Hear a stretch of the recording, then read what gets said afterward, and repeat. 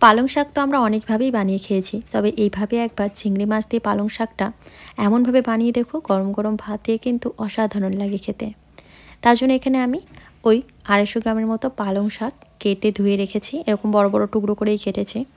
আর নিয়েছি কিছু সিজনাল সবজি, সাথে অল্প পরিমাণে চিংড়ি মাছ ভালো করে ধুয়ে নুন হলুদ মাখিয়ে রেখেছি।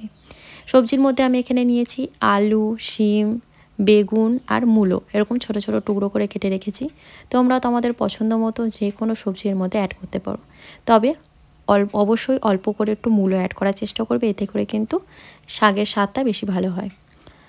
আর অল্প পরিমাণে বড়ি নিয়েছি। এখন প্রথমে কড়াইতে অল্প একটু তেল দিয়ে বড়িটাকে ভেজে তুলে নেব।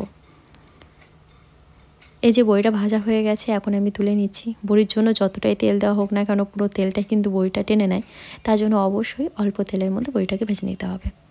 তারপর আবারও একটু তেল দিয়ে আমি চিংড়ি মাছগুলোকে হালকা করে ভেজে নিচ্ছি। মাছগুলো ভাজা হয়ে গেছে, তুলে নিচ্ছি। কড়াইতে আবারও দিয়ে দিচ্ছি অল্প পরিমাণে সর্ষের তেল, আর ফোড়নের জন্য দিচ্ছি শুকনো লঙ্কা আর 5 ফোড়ন। ফোড়নটাকে একটুখানি ভাজা ভাজা করে নিয়ে এর মধ্যে আমি কেটে রাখা সবজিগুলো অ্যাড করছি। তো এই যে দিয়ে দিলাম আলু, বেগুন, মূলো আর শিম। এখন সবজিগুলোকে হালকা একটু নেড়ে চেড়ে নেব। সাথে এর মধ্যে আমি দিয়ে দেবো পরিমাণ মতো লবণ আর হলুদ গুঁড়ো। ওই মোটামুটি 2-3 মিনিট টাইম নিয়ে সবজিগুলোকে একটুখানি ভেজে নিতে হবে। তারপর এর মধ্যে দিয়ে দিতে হবে আগে থেকে কেটে রাখা শাকটা। শাকটা দেওয়ার সাথে সাথেই কিন্তু শাক থেকে অনেকটা পরিমাণে জল বেরোবে, আর সেই জলেই সমস্ত সবজি ভালো মতো সেদ্ধ হয়ে যাবে। এই রান্নায় আলাদা করে জল অ্যাড করার কোনো দরকার নেই।